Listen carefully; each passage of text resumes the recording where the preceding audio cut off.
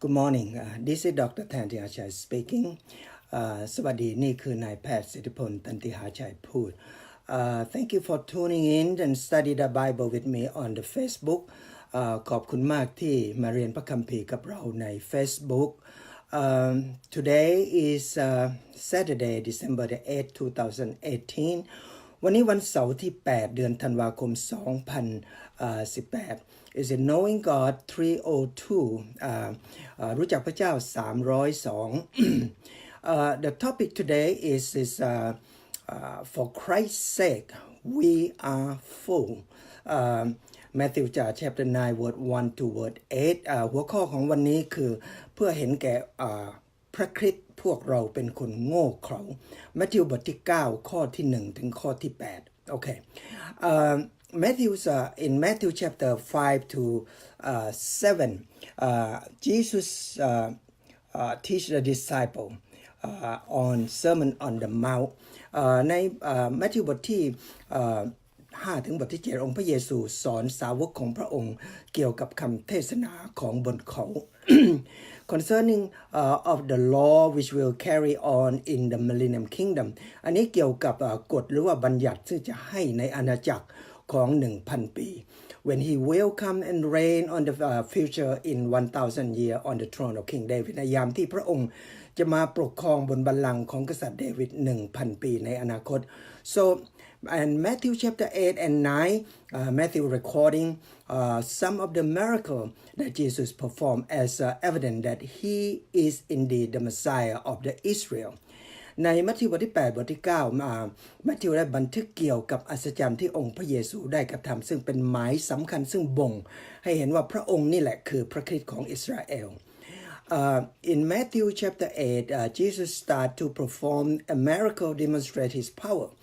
ในบทที่8องค์พระเยซูก็ได้เริ่มกระทำอัศจรรย์เพื่อแสดงให้เห็นถึงพลังอำนาจของพระองค์ The first one is healing of the leper. Jesus stretched out his hand, touched the man and said, I am willing and be clean. And he was immediately clean. ในอัศจรรย์อันที่หนึ่งนั้นองค์พระเยซูรักษาคนโรคเรื้อนแล้วพระองค์ก็ทรงแตะมือของคนโรคเรื้อนและพูดว่าเรามีความเต็มใจจงสะอาดเถิดแล้วคนโรคเรื้อนก็หายจากโรคเรื้อนทันที Okay now the second one that Jesus healed the centurion servant from the distance คนที่สองอันนี้เป็นอัศจรรย์ที่องค์พระเยซูรักษาข้าทาสของนายร้อยต่างชาติจากสถานที่ห่างไกล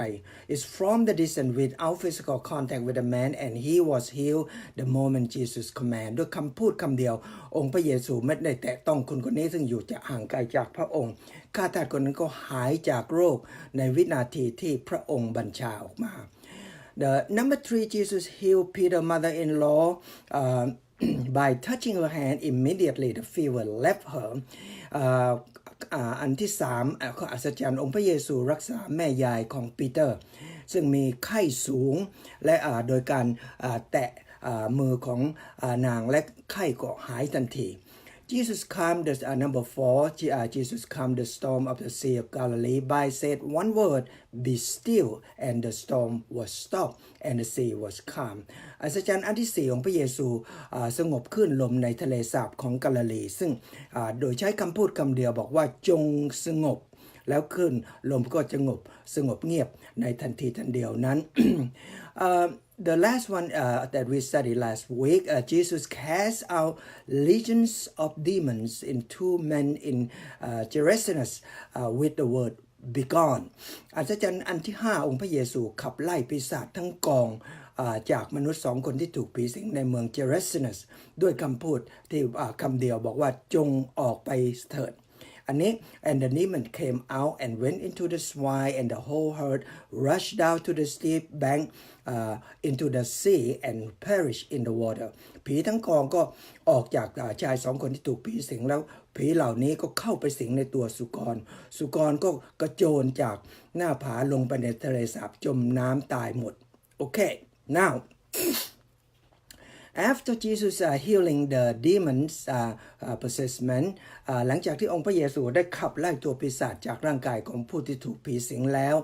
we come to Luke 8 37ลูกบทที่8ข้อ37พูดว่า all the people in the country of Jerusalem and the surrounding district asked him to leave and for they were gripping with a fear and he got into the boat and left อันนี้ชาวเยรูซาเล็มทั้งปวงเนี่ยก็ขอร้องให้องค์พระเยซูออกไปจากพวกเขาออกไปจากที่นั่นแล้วพระองค์ก็ลงเรือแล้วก็จากที่นั่นไป now this bring us to the lesson today Matthew chapter 9 verse 1อันนี้เราก็นำเรามาสู่มัทธิวบทที่9ข้อที่1ซึ่งเราเป็นบทเรียนของเราวันนี้จะเรียนถึงบทที่ข้อที่8Now Jesus get into the boat and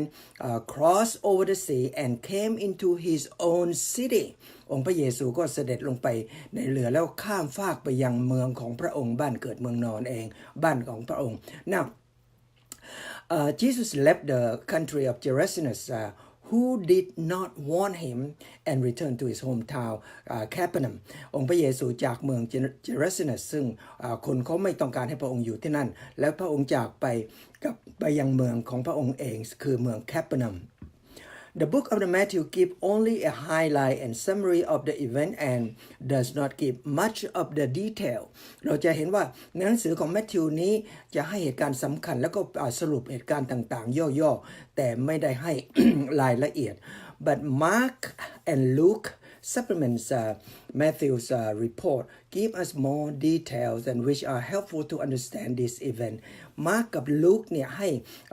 บอกว่าเสริมข้อความให้กับหนังสือของแมทธิวซึ่งให้รายละเอียดช่วยเราเข้าใจถึงเหตุการณ์เหล่านี้ดีขึ้น Mark chapter 2 verse 1 มาระโกบทที่2ข้อที่1พูดว่า When he has come back to the Capernaum several days after, it was heard that he was at home. หลายวันต่อมาหลังจากที่องค์พระเยซูกลับมายังเมืองคาเปอร์นัมแล้วประชาชนก็ได้ข่าวว่าองค์พระเยซูกลับมาที่บ้าน Then we go to Luke chapter 5 verse 17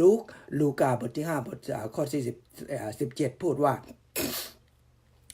One day he was teaching, and there was some Pharisees and the teacher of the law, which is a scribe, and sitting there, who had come from every village of the Galilee, Judea, and Jerusalem. ในวันหนึ่งก็มีในองค์พระเยซูกำลังนั่งสอนอยู่กับมีพวกฟาริสีพวกธรรมจารย์จากหมู่บ้านกาลิลีแคว้นจูเดียและก็เยรูซาเล็มก็มานั่งฟังเช่นเดียวกัน And the power of the Lord was present for him to perform healing. แล้วพลังอำนาจของพระเจ้าเนี่ยอยู่กับพระองค์เพื่อพระองค์จะได้รักษาผู้ที่มีความเจ็บป่วย After Jesus came back to Capernaum, the news of his return to his hometown was known all over the region หลังจากที่องค์พระเยซูกลับมาที่เมืองคาเปอร์นัมแล้วข่าวนี้ก็กระจายไปทั่วทุกคนทุกแห่ง So one day he was teaching in the midst of the room listen were some Pharisees and scribes from every village around ในวันนั้นที่องค์พระเยซูนั่งสอนอยู่มีคนในท่ามกลางนั้นก็มีพวกฟาริสีธรรมจารย์มานั่งฟังอยู่ด้วย They came to hear his teaching and to see the miracle that he performed คนเหล่านี้มาเพื่อฟังคำสอนขององค์พระเยซูในเวลาเดียวกันก็มาเพื่อจะได้เห็นสิ่งอัศจรรย์เช่นเดียวกัน Now Mark chapter 2 verse 2 said this มาระโกบทที่2บทที่ข้อที่2พูดดังนี้And many were gathered together, and so there is no room, not even near the door, and he was speaking a word to them. บอกดังนั้นมีคนมากมายไหลมาจากที่ต่างๆเนี่ยเต็มไปหมดคนเนี่ยบอกเต็มบ้านแม้กระทั่งล้นไปเป็นข้างนอกที่ประตูก็ไม่มีที่ยืนนะบอกว่าพระองค์เทศนาให้กับพวกคนเหล่านั้นฟังJesus probably sit in the house and in the middle of the prominent individual around him, and all the people packed into the house all the way to the door while he was speaking. องค์พระเยซูอาจจะนั่งอยู่ตรงกลางใจกลางของบ้านใช่ไหมแล้วก็มีคนสำคัญที่มีความยศสูงมานั่งใกล้ๆแล้วก็คนจำนวนมากอัดเต็มไปในบ้านแล้วก็ล้นออกไปข้างนอกบ้าน Matthew chapter 9 verse 2 said this Matthew บทที่9บทข้อที่2พูดว่า And they brought to him a paralytic lying in the bed. Seeing their faith, Jesus said to paralytic, Take courage, son. Said, Your sins are forgiven. แล้วผู้คนมีในยามนั้นมีคนหามคนอัมพาตที่นอนอยู่ในแคร่มาหาองค์พระเยซูเมื่อพระองค์พระเยซูเห็นถึงความเชื่อของคนเหล่านี้พระองค์ทรงตรัสกับคนอัมพาตว่า ลูกเอ๋ยจงอย่ากลัวความบาปของเจ้าได้รับการอภัยแล้วความบาปโอเคอันนี้พูดถึงความบาป now Mark chapter 2 verse 2 and 3 said this มาระโกบทที่2ข้อ3พูดดังนี้บอกว่า and they came bringing to him a paralytic carried by 4 men ก็บอกว่าคนเหล่านี้มีคน4คนที่หามคนอัมพาตในแคร่นมาหาองค์พระเยซูนะ obviously people around the region of the Capernaum know Jesus is great physician come to town so everyone want to come and asking for healing now ชาวแคปเปอร์นัมเนี่ยและคนใกล้ๆเขาก็รู้ว่าองค์พระเยซูเป็นนายแพทย์ผู้ซึ่งมีความยิ่งใหญ่ที่สุดกลับมาที่บ้านแล้วด้วยนี้คนจำนวนมากก็มาหาองค์พระเยซูเพื่อจะได้รับการรักษา so in this particular case the paralytic man was carried by 4 of his friends apparently each one at a corner of the pallet and they are carry this man to Jesus that he might heal his friend ในกรณีนี้มีผู้ชาย4คนนะที่หามคนอัมพาตซึ่งนอนอยู่บนแคร่นะและแต่ละมุมก็4คนก็หาม4ด้านใช่ไหมทั้ง4ก็พยายามนำคนอัมพาตเข้ามาหาองค์พระเยซู but due to the big crowd in the house and even outside they was unable to get close to the door of the house แต่เนื่องจากว่ามีคนจำนวนมากมายเนี่ยเต็มไปหมดแม้กระทั่งหน้าบ้านก็เต็มไปหมดชายทั้ง4ไม่สามารถที่จะนำเพื่อนของเขาเนี่ยที่อยู่ในแคร่เข้าไปใกล้แม้แต่เพียงประตูโอเค now Luke chapter 5 verse 19 said ลูกาบทที่5ข้อ19พูดอย่างนี้ but not find the way to bring him in because the crowd they went up to the roof แต่บอกว่าลุกบอกว่าเมื่อเขาหมดหนทางไม่เข้าไปไม่ได้คนแน่นมากก็เลยขึ้นไปบนหลังคาพาเพื่อนของเขาขึ้นไปบนหลังคาเสร็จแล้ว Mark chapter 2 verse 4 said this Mark บทที่2ข้อที่4พูดว่า and they removed the tile of the roof above Jesus and when they have dug an opening and they let him down through the tile with the stretcher into the middle of the crowd in front of Jesus โอเคมาร์คพูดบอกนะบอกว่าพวกคนเพื่อนของเขาก็รื้อหลังคาที่บ้านของนั้นจนกระทั่งมีช่องว่างที่ใหญ่มากพอแล้วก็หย่อนที่นอนของคนอัมพาตเนี่ยเป็นแคร่ใช่ไหมผ่านช่องหลังคาแล้วลงมาท่ามกลางของฝูงชนตรงหน้าขององค์พระเยซูว้าวอันนี้น่าดูมากนะ Here we see the genuineness of the 4 friends of the paralytic man ในที่นี้เราจะเห็นถึงความเป็นเพื่อนที่แท้จริงที่ซื่อสัตย์ต่อคนอัมพาตคนนี้ The house where the Jesus was packed with the people and they cannot even get close to the door บ้านเนี่ยเต็มไปหมดด้วยคนและฝูงชนเขาไม่สามารถจะเข้าไปได้ but much less to carry the palace of paralytic man to see Jesus which is impossible task อันนี้เป็นสิ่งที่เป็นไปไม่ได้ที่เขาจะนำเพื่อนของเขาซึ่งเป็นอัมพาตเนี่ยจะเข้าไปหาองค์พระเยซูในยามนั้น but this man have an unwavering unshakable commitment to the fact that Jesus has the power to make their paralysis friend wellคนเหล่านี้มีความเชื่อมั่นที่ว่ามีความผูกมัดที่ไม่หวั่นไหวซึ่งเชื่อว่าองค์พระเยซูนี่แหละมีพลังอำนาจที่จะช่วยให้เพื่อนของเขาซึ่งเป็นอัมพาตหายได้ด้วยนี้เขาจะไม่หยุดยั้ง They know it is important to get their friend to Jesus for their chance may never come again อันนี้คนเหล่านี้สำนึกรู้ถึงความสำคัญว่าเพื่อนของเขาจะต้องเข้าเฝ้าองค์พระเยซูเพราะโอกาสเช่นนี้อาจจะไม่มาถึงอีกครั้งหนึ่งand that the sense of urgency for the safety of their friend ด้วยอันนี้เป็นความรู้สึกของความฉุกเฉินเพื่อความปลอดภัยของเพื่อนของเขาเอง so they carry the paralytic man on the pallet up on the roof of the house located where the Jesus sitting in the house ดังนั้นเขาจึงแบกเพื่อนของเขาเนี่ยซึ่งนอนอยู่ในแคร่หามแล้วก็ขึ้นไปบนหลังคาบ้านแล้วก็คำนวณจุดสถานที่บอกองค์พระเยซูจะนั่งอยู่ที่ไหน then remove the tile of the roof big enough to dangle the pallet with the paralytic man in it แล้วก็รื้อกระเบื้องหลังคาเนี่ยทำช่องว่างให้ใหญ่มากพอสำหรับแคร่ที่จะหามคนอัมพาต that would need to remove a good portion of the tile of the roof and lowering the man right in front of Jesus อันนี้เขาจะต้องรื้อกระเบื้องหลังคาเนี่ยให้ใหญ่มากพอเพียงพอสำหรับแคร่แล้วก็ย่อนคนอัมพาตเพื่อนของเขาคนนี้ลงไปบนพื้นดินซึ่งอยู่ตรงต่อหน้าองค์พระเยซูอันนี้น่าอัศจรรย์มากนะเขาเพื่อนของเขาเนี่ยดีมาก so what would your reaction if you were there อันนี้เราคิดอยู่เสมอว่าเราเนี่ยจะมีปฏิกิริยายังไงถ้าเราอยู่ที่นั่นด้วย this is the most amazing thing อันนี้เป็นสิ่งที่น่าชงนใจที่เขาก็ได้กระทำนะ The writer of the last century Alexander McLaren's comment on this passage นักเขียนของศตวรรษที่แล้วเนี่ยชื่อ Alexander McLaren ให้ความเห็นเช่นนี้บอกว่า we can fancy the black look of the fall bearer and the disappointments of the sick man thin face and weary eye เราเนี่ยสามารถที่จะคิดถึงมโนภาพถึงสีหน้าที่ว่างเปล่าของเพื่อน4คนที่หามแคร่แล้วความผิดหวังของชายคนที่เป็นอัมพาตผู้ซึ่งมีหน้าที่สู้ผอมดวงตาที่ร่วงโรย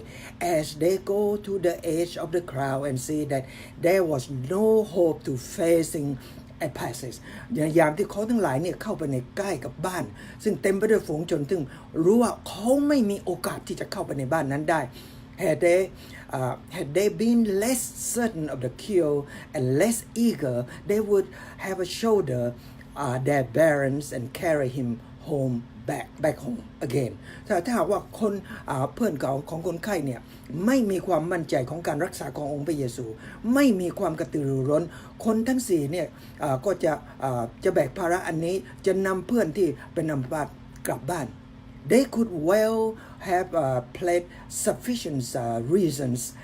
for giving up the attempt คนเหล่านี้มีเหตุผลมากมายเพียงพอที่จะเลิกล้มการพยายามที่จะนำเพื่อนของเขาซึ่งเป็นอัมพาตเข้าไปหาองค์พระเยซู but they did not แต่เขาไม่ได้กระทำเช่นนั้น now but we cannot ease the coward word we must ease the earnest man อันนี้เขาบอกว่าแต่คำว่าเราทำไม่ได้อันนี้เป็นคำพูดของคนขี้ขลาดตาขาวแต่สำหรับคนที่มีความจริงใจและความกระตือรือร้นแล้วเขาจะต้องพูดว่าเราจะต้องกระทำ now if we have a real conscious of our need to get to Jesus and any real wish to do so it is not the crowd around the door that will keep us backถ้าหากว่าเรามีจิตใจสำนึกที่แท้จริงถึงความต้องการที่เราจะต้องเข้าไปหาองค์พระเยซูจริงๆแล้วและมีความต้องการที่จะกระทำอย่างจริงใจจะไม่มีฝูงชนอันใดที่เต็มบ้านหรือว่าล้นประตูจะหยุดยั้งการเข้าของการให้เราเข้าไปหาองค์พระเยซู The difficulty test therefore increase faith อันนี้การทดลองที่ยากลำบากอันนี้เป็นการทดลองที่เพิ่มเติมความเชื่อมั่นของเรา That a good word อันนี้เป็นคำพูดที่ดี Now they developed a sanctified ingenuity in getting over them and bring a rich harvest satisfaction when at last conquer สิ่งเหล่านี้เสริมสร้างความบริสุทธิ์ที่แท้จริงในยามที่เราได้ผ่านความยากลำบากเหล่านี้ในที่สุดชัยชนะที่ได้รับจะนำความชื่นชมและยินดีการเก็บเกี่ยวที่ร่ำรวยของความพอใจสำหรับตัวของเราเอง Now we need to be consumed the same kind of passion for our friend and the loved one who does not know Jesus just as this man had for that โอเคดังนั้นเราทุกคนที่รู้จักองค์พระเยซูควรจะมีจิตใจที่กระตือรือร้นเต็มไปด้วยความรักที่เผาผลาญจิตใจของเราสำหรับเพื่อนที่เรารักหรือคนที่เรารักพ่อแม่พี่น้องผู้ซึ่งไม่รู้จักองค์พระเยซูเช่นเดียวกับคนทั้ง4เนี่ยที่รักเพื่อนของเขาซึ่งเป็นอัมพาต so in this event we see something the observation อันนี้ในเหตุการณ์อันนี้เราจะเห็นบางสิ่งบางอย่างซึ่งเราควรจะสังเกต number 1 ข้อที่1is the commitment of the four friends that bring the paralyzed man to Jesus อันนี้เป็นความผูกมัดความซื่อสัตย์ของเพื่อนซึ่งจะนำองค์เพื่อนของเขาซึ่งเป็นอัมพาตมาหาองค์พระเยซู Do you have a friends that in that situation เธอมีเพื่อนที่อยู่ในสถานะที่ไม่รู้จักพระเจ้าหรือเปล่า Okay that they don't know Jesus as for us it is a Christian duty not to let their unbelieving friends go until their friend have been brought into the presence of Jesus right อันนี้สำหรับเราทุกคนที่ผู้ซึ่งเชื่อในองค์พระเยซูเป็นหน้าที่ของเราที่เราไม่ควรที่จะปล่อยให้เพื่อนผู้ที่ไม่รู้จักองค์พระเยซูผ่านพ้นไปโดยที่ไม่นำเขามาหาและรู้จักพระองค์อันนี้ไม่สมควรกระทำเช่นนั้น Number 2 the sense of urgency that they must see Jesus now for the second chance may never come ข้อที่2นี่เขามีความรู้สึกความสำคัญของความฉุกเฉินที่เพื่อนของเขาจะต้องรู้จักองค์พระเยซูเดี๋ยวนี้เพราะว่าโอกาสครั้งที่2อาจจะไม่มาถึงโอเค Number 3 ข้อที่3 it is listen carefully อันนี้ฟังให้ดี it is not the matter of how difficult it is to bring a person to Jesus but it is a matter of how eager we are to bring them to Jesus อันนี้บอกว่าข้อที่3อันนี้สำคัญฟังให้ดีสาระที่แท้จริงไม่ใช่อยู่กับความยากลำบากที่จะนำเพื่อนหรือบุคคลที่ไม่รู้จักพระเจ้ามาหาองค์พระเยซูแต่สาระที่สำคัญคือเรานี่แหละมีความกระตือรือร้นมากเพียงไรที่จะนำเพื่อนของเราคนที่เราคิดว่าบอกว่าเรารักมาหาองค์พระเยซูโอเค now ข้อที่4 number 4 The four men know without the shadow of the doubt that Jesus is the only one who can cure their friend disease, which ultimately to remove sin. ข้อที่4ผู้ชายทั้ง4คนนี้รู้อย่างที่ไม่มีข้อสงสัยใดๆทั้งสิ้นว่าองค์พระเยซูผู้เดียวเท่านั้นที่สามารถรักษาเพื่อนที่เป็นอัมพาตของเขาได้และในเวลาเดียวกันองค์พระเยซูสามารถที่จะลบล้างความบาปของเพื่อนของเขาได้เช่นเดียวกัน so Seeing their faith, Jesus said to the paralytic man, said, "Take courage, son, your sins are forgiven." เมื่อองค์พระเยซูเห็นถึงความเชื่อมั่นของเพื่อนของคนเหล่านี้แล้วก็เขาก็องค์พระเยซูก็ทรงตรัสกับคนอัมพาตว่าลูกเอ๋ยบอกจงอย่ากลัว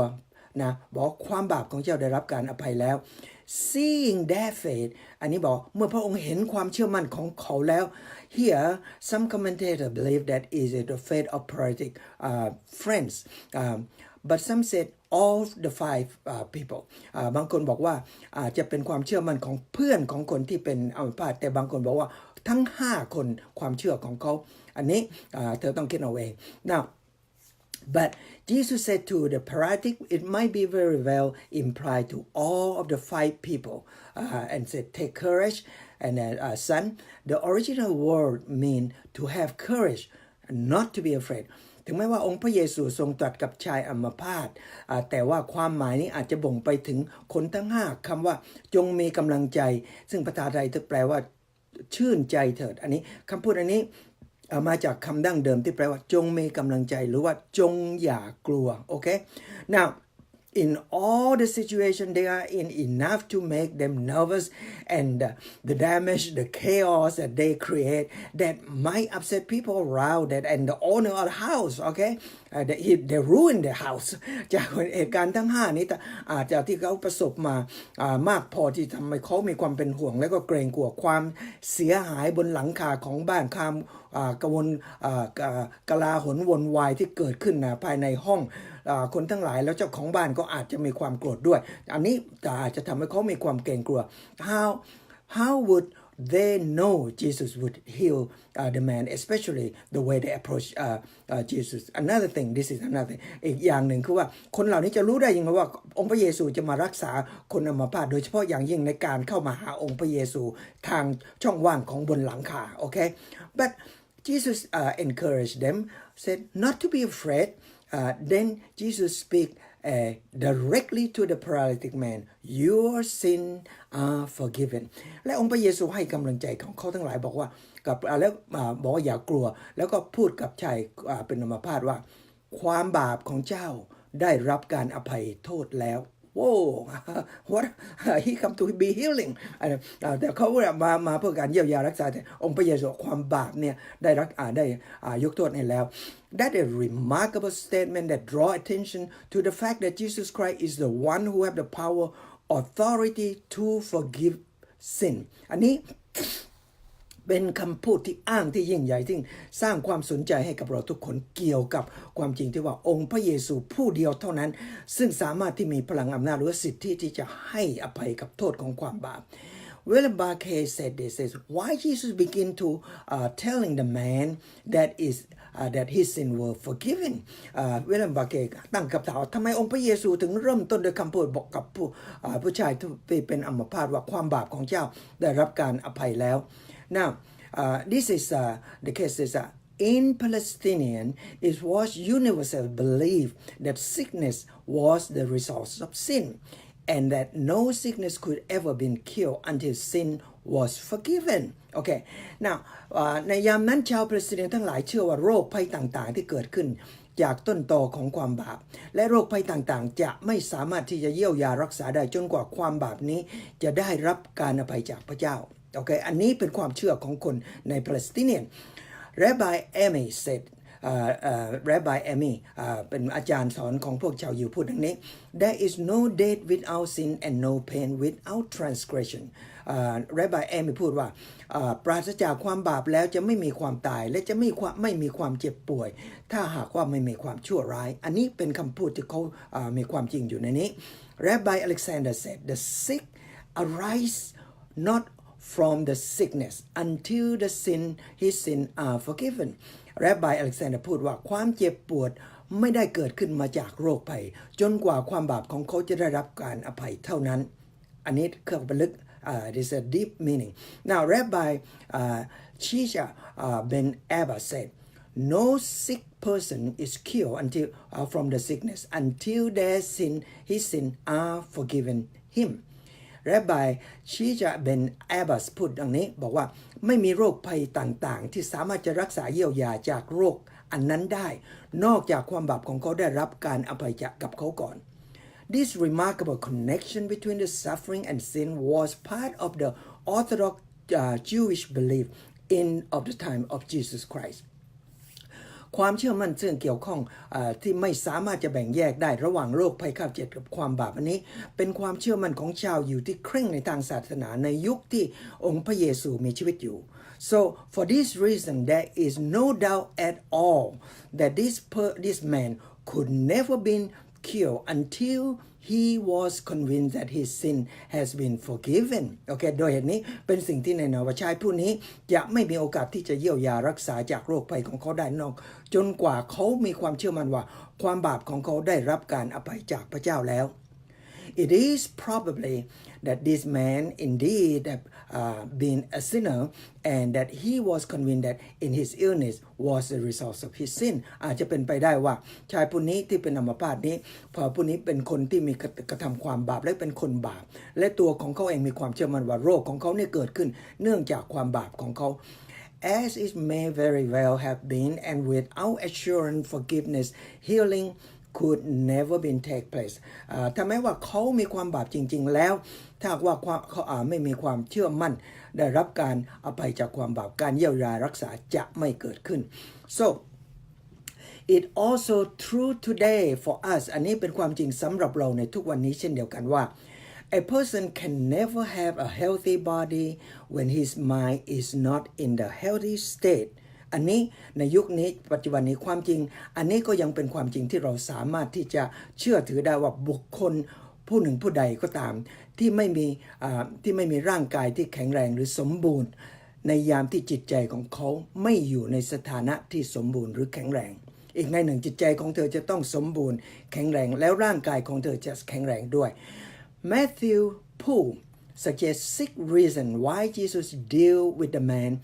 sin first and say your sin is forgiven แมทธิวพูดได้ให้เหตุผล6อย่างเกี่ยวกับสาเหตุที่ว่าองค์พระเยซูทำไมองค์พระเยซูพูดกับชายผู้นี้เกี่ยวกับความบาปของเขาก่อนว่าความบาปของเจ้าได้รับการอภัยแล้ว6 reasons number 1 ข้อที่1 sin is the root of evil ความบาปนี้เป็นต้นตอของความชั่วNumber 2, forgiveness of sin is more important than bodily healing. การให้อภัยกับความบาปมีความสำคัญมากกว่าการเยียวยารักษาโรคภัยของร่างกาย Number 3 ข้อที่ the primary reason Jesus come is to deal with sin Now เหตุผลที่สำคัญที่สุดที่องค์พระเยซูมาบนโลกนี้คือมาทำลายหรือกำจัดความบาป Number 4 by saying your sin is forgiven it show that He is the Son of God and He have authority to forgive sin จากที่องค์พระเยซูพูดว่าความบาปของเจ้าได้รับการอภัยแล้วแสดงว่าพระองค์นี่แหละคือพระบุตรของพระเจ้าผู้ซื่อมีอำนาจที่จะให้อภัยกับความบาป so number 5The reason of the response to faith in Jesus Christ is to receive the forgiveness of sin การตอบสนองของความเชื่อมั่นขององค์พระเยซูคือการรับการอภัยจากความบาป Number 6 He created opportunity to dialogue with Pharisees and the scribes ในยามนี้องค์พระเยซูจัดตั้งโอกาสสำหรับพระองค์ที่มีโอกาสที่จะสนทนากับพวกฟาริสีและพวกธรรมจารย์ Now we come to Matthew chapter 9 verse 3 and 4 Matthew บทที่9ข้อที่3ถึงข้อที่4 And some of the scribes said to themselves This fellow blasphemy บอกว่าธรรมจารย์บางคนก็ได้ยินเขาก็คิดในใจพูดอยู่ในใจว่าคำหนึ่งอยู่ในใจบอกว่าชายคนนี้พูดดูหมิ่นประมาทพระเจ้า Just like Satan the scribe reasoning in their heart concerning what Jesus said to the paralytic your sin is forgiven to them that is blasphemy for only God can forgive sin เช่นเดียวกันกับตัวซาตานพวกเหล่าธรรมจารย์ก็พูดพึมพำอยู่ในจิตใจว่าเกี่ยวกับคำพูดขององค์พระเยซูที่บอกว่ากับพูดของคนอัมพาตบอกว่าความบาปของเจ้าได้รับอภัยแล้วสำหรับคนเหล่านี้คำนี้เป็นคำพูดที่ดูหมิ่นพระเจ้าเพราะว่าพระเจ้าผู้เดียวเท่านั้นที่สามารถให้อภัยกับความบาปของมนุษย์ได้ so word for Jesus and Jesus know their thought and said why are you thinking evil in your heart เนี่ยองค์พระเยซูทรงทราบถึงความคิดของเขาจึงตรัสว่าเหตุใดพวกเจ้าถึงคิดชั่วในจิตใจของเจ้า so only Jesus know man's heart and here only God know man's heart here Jesus know their thought is alone this alone should have been enough for Jesus to prove his deityโอเค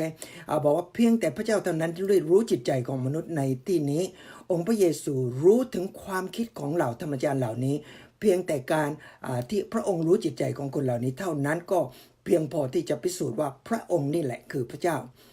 There is a connection between the forgiveness of sin and the healing of the disease and only God can do that มีความเกี่ยวข้องเนี่ยระหว่างการอภัยโทษของความบาปกับการเยียวยารักษาโรคเพียงแต่พระเจ้าเท่านั้นที่สามารถที่จะกระทำได้ Psalm 103 word 3 and word 12สดุดีบทที่103ข้อที่3กับข้อ12พูดดังนี้ God who pardon all your iniquity who heal all your disease พระเจ้าผู้ทรงอภัยโทษบาปทั้งหมดของท่านและทรงรักษาโรคทั้งสิ้นของท่าน as far the east is from the west so far he remove our transgression from us ตะวันออกไกลจากตะวันตกมากเพียงใดพระเจ้าจะยกออกความบาปของเราไปทิ้งห่างไกลจากเราถึงขนาดถึงเพียงนั้น now Isaiah 43 verse 25 said this อิสยาห์บทที่43ข้อ25พูดดังนี้ even I am the one who wipe out your transgression for my own sake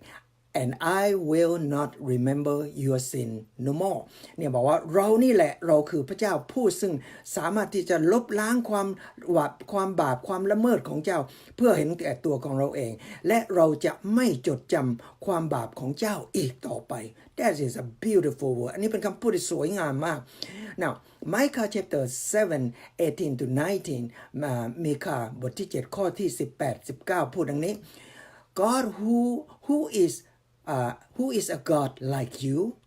who pardon iniquity and pass over the rebellious act of the remnant of his possession ผู้ใดเป็นพระเจ้าเสมอเหมือนกับพระองค์ผู้ทรงยกบาปและอภัยการล่วงละเมิดของความบาปของปวงประชาชนที่เหลืออยู่อันเป็นกรรมสิทธิ์ของตัวพระองค์เอง He does not retain his anger forever because he delights in the unchanging love เนี่ยบอกพระองค์ไม่ได้ทรงมีพระพิโรธอยู่เนื่องนิดแต่ทรงปิติยินดีในการแสดงความเมตตาของพระองค์ He will again have compassion on us. He will tread our iniquity under his foot. เนี่ยพระองค์จะมีความสงสารเอ็นดูกับเราอีกและทรงเหยียบย่ำความบาปของเราทั้งหลายอยู่ภายใต้ฝ่าบาทของพระองค์ Yes, you will cast all our sin into the depth of the sea แน่นอนที่สุดพระองค์จะทรงเหวี่ยงความชั่วร้ายความบาปของเราทั้งหมดลงไปในทะเลที่ลึกที่ไม่สามารถจะฝังดิ่งลงไปได้ Now according to the Old Testament the scribes are correct that only God can forgive sin ตามพระคัมภีร์ฉบับเดิมแล้วพวกธรรมจารย์เหล่านี้มีความเข้าใจถูกต้องที่ว่าพระเจ้าเพียงผู้เดียวเท่านั้นที่สามารถจะอภัยให้กับความบาปของมนุษย์ได้ and Jesus claimed that authority ซึ่งองค์พระเยซูอ้างถึงสิทธิอันนี้ว่าพระองค์สามารถกระทำได้เช่นเดียวกันคือพระองค์คือพระเจ้า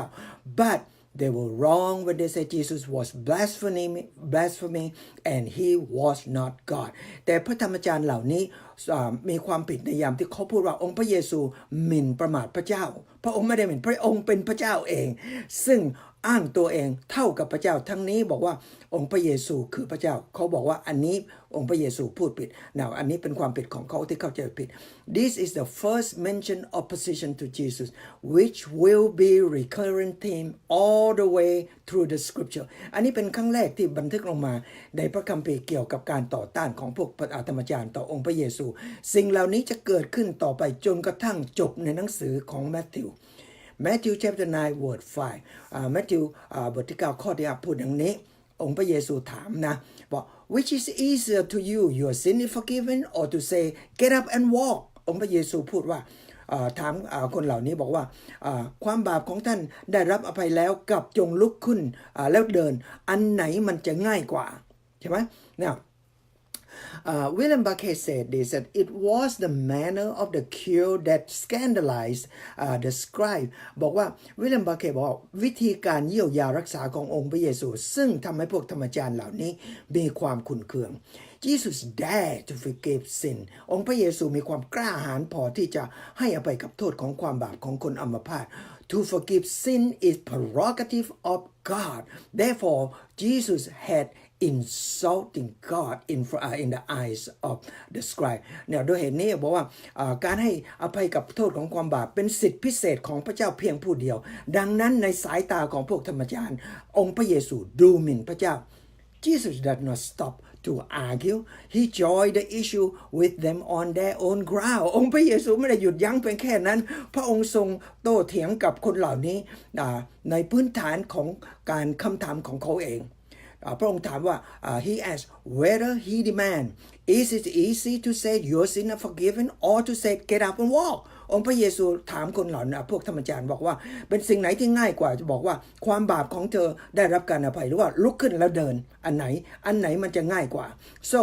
the scribe believed that no one could get up walk unless the sin is forgivenพวกเราธรรมจารย์เหล่านี้เชื่ออย่างมั่นใจว่าไม่มีใครจะลุกขึ้นเดินได้นอกจากความบาปของเขาได้รับการอภัย If Jesus able to make a man get up and walk then that is unquestionable proof that the man's sin was forgiven and Jesus' claim was true แต่ถ้าหากว่าองค์พระเยซูสามารถที่จะกระทำให้คนนี้ลุกขึ้นมาเดินได้แล้วจะเป็นสิ่งที่แน่นอนว่าความบาปของคนนี้ได้รับการอภัยและคำอ้างขององค์พระเยซูเป็นความจริง so Jesus demonstrated that he was able to bring forgiveness to the man's soul and health to the man's body ดังนั้นองค์พระเยซูจงสำแดงให้เห็นว่าพระองค์สามารถที่จะให้อภัยกับโทษของความบาปทางวิญญาณของมนุษย์และสามารถที่จะให้สุขภาพที่บริสุทธิ์กับร่างกายของมนุษย์เช่นเดียวกันโอเค and it remain eternally true that we can never be right physically until we are right spiritually. The health of the body and the peace with God go hand in hand คำพูดฟังให้ดี ความจริงอันนี้เป็นความจริงตราบชั่วนิรันดรที่ว่าเราจะไม่มีสุขภาพที่สมบูรณ์จนกว่าจิตใจวิญญาณของเรานี้มีความชอบธรรมสุขภาพและร่างกายและความสงบสุขทางจิตวิญญาณของเราต่อพระเจ้ามันเดินคู่เคียงกันขนานกันตลอดไปโอเค Proverbs 17 verse 22 said สุภาษิต17 ข้อ 22 พูดดังนี้ A joyful heart is a good medicine จิตใจที่มีความสุขจิตใจที่มีความสุขเป็นยาขนานเอกโอเค But the broken spirit dry up the bone แต่วิญญาณที่ร้าวรอนแล้วทำให้กระดูกของร่างกายนี้ห่อเหี่ยวโอเคจิตวิญญาณที่ไม่ดีงามโอเค so in this question Jesus is point out that both healing the body and forgiveness of sin are the power of God ในคำถามแบบนี้องค์พระเยซูได้ชี้ให้เห็นว่าการเยียวยารักษาของร่างกายและการรับอภัยโทษเป็นพลังอำนาจและสิทธิของพระเจ้าแต่ผู้เดียว Either one demonstrate that he is Messiah of the Israel ไม่ว่าสิ่งหนึ่งสิ่งใดในสองอย่างนี้ที่พระองค์จะกระทำจะแสดงเห็นว่าพระองค์นี่แหละคือพระคริสต์ของอิสราเอล Therefore if Jesus can do one he also can do the other ถ้าองค์พระเยซูทำสิ่งหนึ่งได้พระองค์จะทำอีกสิ่งหนึ่งได้เช่นเดียวกัน But from our perspective it is easier to say that your sin is forgiven than to say to someone he is healed and get up and walk อันนี้แต่สำหรับตัวของเราเองถ้าเราคิดนะเป็นสิ่งที่ง่ายกว่าที่เราบอกว่าโอเคความบาปของเธอได้รับการอภัยโทษแล้วแทนที่เราบอกว่าอาการไข้ของเธอเจ็บป่วยหายแล้วลุกขึ้นมาเดินไปอันนี้มันยากใช่ไหมhow do you know when you say your sins are forgiven and they actually forgiven you don't know and I don't know เธอจะรู้ได้ยังไงว่าองค์พระเยซูบอกว่าความบาปของเธอได้รับการอภัยแล้วการอภัยนั้นได้เกิดขึ้นจริงหรือเปล่าเราไม่รู้ไม่มีใครรู้ใช่ไหม We may see the results of the forgiveness of sin but we cannot see the forgiveness of sin okay listen carefully อันนี้ฟังให้ดีนะ We may see the result เราอาจจะเห็นผลของการได้รับอภัยจากโทษของความบาปแต่เราไม่สามารถที่จะเห็นการอภัยโทษของความบาปเข้าใจนะอันนี้แต่เข้าใจต้องเข้าใจ Matthew 9:6-7 Matthew บทที่9ข้อที่6ถึงข้อที่7พูดดังนี้ But so that you may know that the sons of man had authority on earth to forgive sin and he said to the paralytic get up pick up your bed and go home ดังนั้นแต่ทั้งนี้ก็เพื่อว่าพวกท่านทั้งหลายจะรู้ว่าบุตรของมนุษย์พระบุตรของมนุษย์มีสิทธิในโลกที่จะอภัยบาปและพระองค์ทรงตรัสกับคนอัมพาตว่าจงลุกขึ้นแบกที่นั่งที่นอนของเจ้ากลับไปบ้าน and he got up and went home และชายคนนั้นก็ลุกขึ้นหยิบแคร่ของเขาแล้วก็กลับบ้านโอเค now in verse 6 Jesus called himself the Son of Man ในคำพูดคำที่6องค์พระเยซูเรียกตัวเองว่าพระบุตรของมนุษย์ the name from the Daniel chapter 7 verse 13-14 อันนี้เป็นชื่อของซึ่ง Daniel เรียกพระเจ้าในบทที่ Daniel บทที่7ข้อ13-14 that the scribe should have been familiar that the description is in which relate to the one of whom has authority over all creation อันนี้เป็นพวกธรรมจารย์ควรที่จะเข้าใจและคุ้นเคยกับชื่ออันนี้ซึ่งเป็นชื่อของบุคคลที่มีอำนาจเหนือทุกสิ่งทุกอย่างในจักรวาลคือพระเจ้า They should understand that Jesus relate himself as the Son of God or God คนเหล่านี้ควรจะเข้าใจว่าองค์พระเยซูอ้างตัวเองในนามของพระบุตรของพระเจ้าคืออีกในหนึ่งพระองค์คือพระเจ้า So how do you know that if the man sin are forgiven then แต่เธอจะรู้ได้ยังไงว่าชายคนนี้บอกว่าความบาปของเขาได้รับการอภัยแล้ว Well Jesus said get up walk go home โอเคองค์พระเยซูบอกว่าลุกขึ้นแล้วก็กลับบ้าน and he get up and walk and go home และชายคนนี้ลุกขึ้นแล้วก็เดินแล้วก็กลับบ้านอันนี้แสดงว่าเขาได้รับการอภัยโทษแล้ว Therefore it is more important than the healing of this man's body was the cleansing of his heart. He went home with a both sound body and heart that in at peace with God.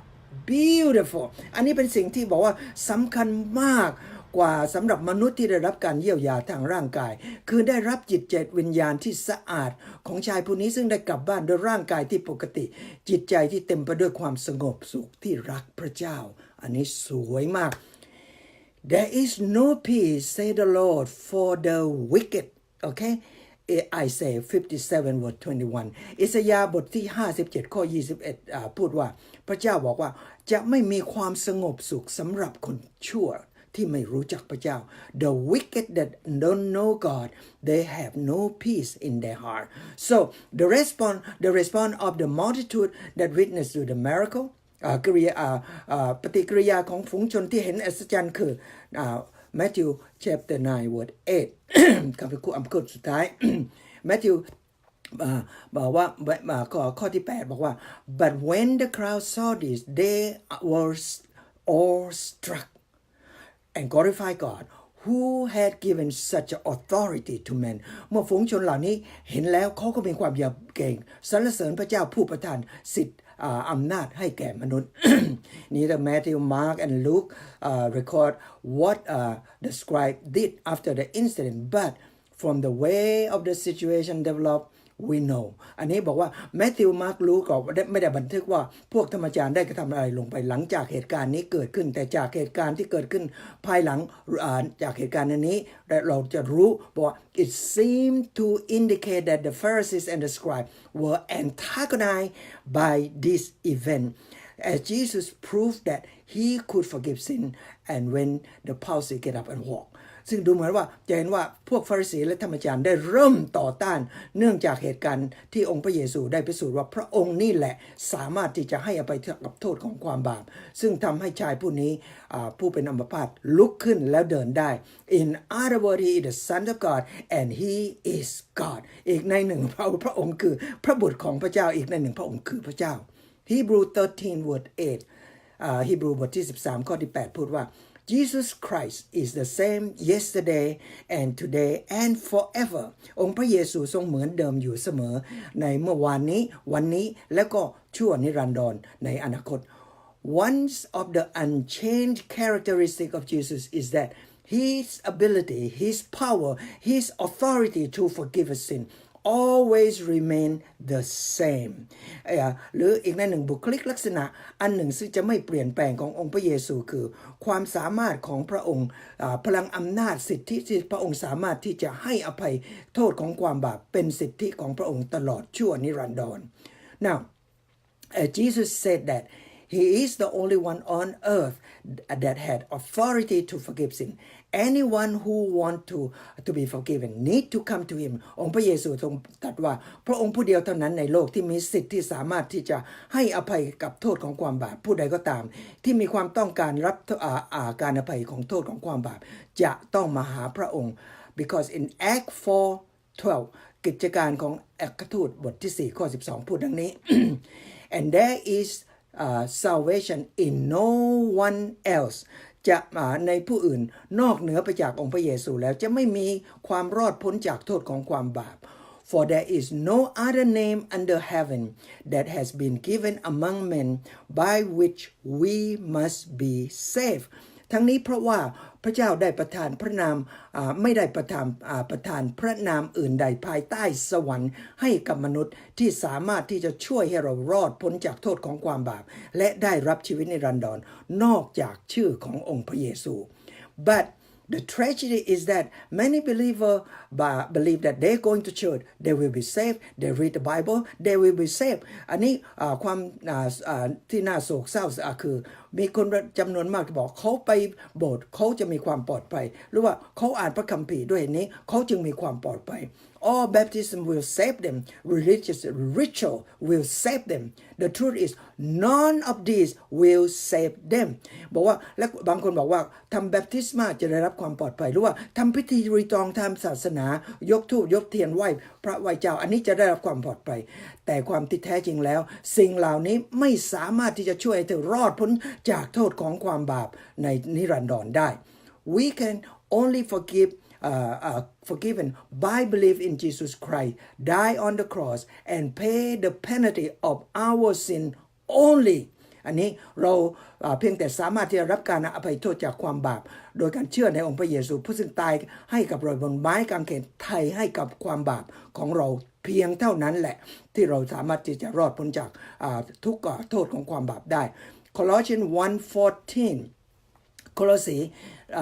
บทที่1ข้อ14พูดดังนี้ Paul write that Jesus Christ is the one in whom we have redemption the forgiveness of sin ในพระบุตรคนนี้คนเดียวเท่านั้นที่เราได้รับไถ่บาปคือการอภัยโทษของเรา now just as people in the house confront with the power authority of Jesus Christ we who are listened also confront with the same fact ดังนั้นดังเช่นเดียวกับผู้คนที่นั่งอยู่ในบ้านและเผชิญหน้ากับองค์พระเยซูพลังอำนาจสิทธิขององค์พระเยซูแล้วเราเองผู้ที่ฟังคำสอนของพระคัมภีร์ก็เผชิญหน้ากับความจริงขององค์พระเยซูเช่นเดียวกัน we also face the same issue that we believe that Jesus Christ is the Christ, the Son of God, who can forgive the sin. อันนี้เราเผชิญกับความจริงที่ว่าเราเชื่อว่าองค์พระเยซูคือพระคริสต์พระบุตรของพระเจ้าผู้ซึ่งสามารถให้อภัยโทษกับความบาปของเราหรือไม่ If we believe that Jesus is the Christ, the Son of God, would we willing to go through the difficulty, embarrassment? ถ้าหากว่าเราเชื่อว่าองค์พระเยซูนี่คือพระคริสต์พระบุตรของพระเจ้าแล้วเรามีความเต็มใจที่จะเดินผ่านความยากลำบากความละอายความอดสู rejection or even be a fool for Christ's sake for those who are blind to the truth helpless and without hope การผลักไสแม้กระทั่งเป็นคนโง่เขลาเพื่อเห็นแก่องค์พระเยซูสำหรับผู้ซึ่งตาบอดมากับความจริงของพระเจ้าซึ่งช่วยตัวเองไม่ได้ปราศจากความหวังในชีวิตทั้งปวงในชีวิตของเขา Paul said in 1 Corinthians 4:10เปาโลพูดในโครินเธียนบทเล่มที่1บทที่4ข้อที่10ว่า we are fools for Christ's sake บอกว่าเราทั้งหมดเนี่ยเป็นคนโง่เขลาเพื่อเห็นแก่พระคริสต์ okay the reason Paul and the apostle was so effective in their ministry because they are willing to be a fool for Jesus Christ เหตุผลที่การงานของเปาโลสาวกขององค์พระเยซูประสบกับความสำเร็จที่และมีผลที่ดีเยี่ยมเพราะว่าเปาโลและสาวกทั้งหมดมีความยินดีที่จะเป็นคนโง่เขลาเพื่อเห็นแก่องค์พระเยซูคริสต์ the same thing with the friend of paralytic they were willing to be the fool for their friend they brought the result of the healthy body and clean of the pure spirit ด้วยเหตุนั้นเช่นนั้นเพื่อนเช่นเดียวกันเพื่อนทั้ง4ของชายอัมพาตเขาทั้งหลายมีความเต็มใจที่จะเป็นคนโง่เขาสำหรับเพื่อนของเขาซึ่งเป็นอัมพาตแล้วนำผลของร่างกายที่สมบูรณ์จิตวิญญาณที่สะอาดที่บริสุทธิ์ซึ่งเป็นผลถึงความพยายามของคนเหล่านี้ซึ่งความโง่เขาของเขา same scenario apply to us that we must ask ourselves that are we willing to be a fool for Jesus Christ อันนี้เหตุการณ์เช่นเดียวกันซึ่งเราทุกคนเราจะต้องนำมาใช้ในตัวของเราเองคือเราจะต้องถามตัวของเราเองว่าเรามีความเต็มใจที่จะเป็นคนที่โง่เขลาเบาปัญญาต่อหน้าของคนอื่นเพื่อองค์พระเยซูหรือไม่ Is there any better time than now for us to share Jesus Christ with the people around us จะมีเวลาไหนที่ดีกว่าเวลานี้ที่จะบอกคนอื่นเกี่ยวกับความรักขององค์พระเยซูให้กับมนุษย์ทุกคน Tell them about His power His authority to forgive sin as He forgave the paralytic man บอกให้คนทั้งหลายเกี่ยวกับพลังอำนาจสิทธิขององค์พระเยซูสามารถที่จะอภัยโทษให้กับความบาปทั้งปวงดังเช่นพระองค์อภัยโทษให้กับคนเป็นอัมพาต No matter what obstacle difficulty problem we might face ถึงแม้ว่าเราจะประสบกับการกีดขวางความยากลำบากหรือปัญหาเบื้องหน้าของเราที่จะมาถึง we must have a loving consuming passion that men and a woman must be brought face to face to Jesus Christ and to know the truth that He is the Savior of the world เนี่ยเราจะต้องมีจิตใจที่เร่าร้อนเต็มไปด้วยความรักของพระเจ้าเพื่อว่าเราจะได้ชักจูงเพื่อนมนุษย์คนที่เราบอกว่าเรารักเขาเพื่อเขาจะได้มาเผชิญหน้ากับองค์พระเยซูได้รู้ถึงความจริงที่ว่าพระองค์คือพระเจ้าของโลกซึ่งสามารถจะช่วยให้ทุกคนรอดพ้นจากโทษของความบาปหรือนรกตราบชั่วนิรันดร Would you be a fool for Jesus Christ เธอจะเป็นคนที่โง่เขลาสำหรับองค์พระเยซู ได้หรือไม่ I myself will เราเองมีความยินดีที่จะเป็นคนโง่เขลาสำหรับองค์พระเยซู so thank you for listening and God bless you all have a good day ขอบคุณมากที่ฟังพระเจ้าอวยพรสวัสดี